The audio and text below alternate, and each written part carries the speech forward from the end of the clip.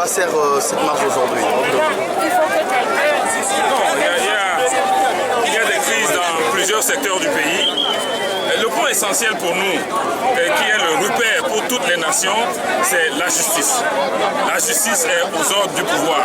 La justice est totalement dévoyée au pouvoir, alors que c'est le seul repère pour tout citoyen. Même pour les étrangers qui viennent investir chez nous, la justice est le seul repère.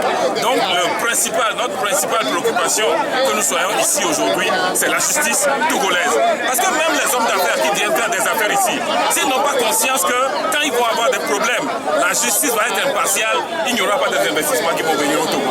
Au-delà de ça, il y a toutes les autres crises. Il y a la crise sociale au niveau des étudiants. Il y a la crise au niveau des enseignants qui a entraîné leurs enfants dans la rue.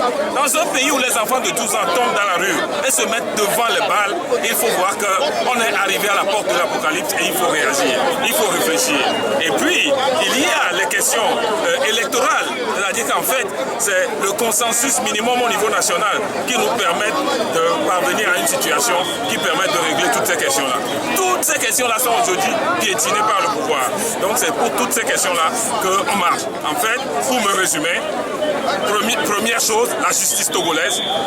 Et deuxième chose, toutes les autres questions et toutes les autres crises sociales et politiques qui l'accompagnent. Voilà l'essentiel. La CENI décide d'organiser les élections en juillet. Que va faire l'opposition? Est-ce qu'elle va y participer? Nous avons dit que ces élections ne peuvent rien donner de bon si on ne trouve pas un minimum de consensus. On risque de se retrouver dans la situation d'après 2005 où on va avoir 500 morts et nous ne cessons de le dire aux chancelleries.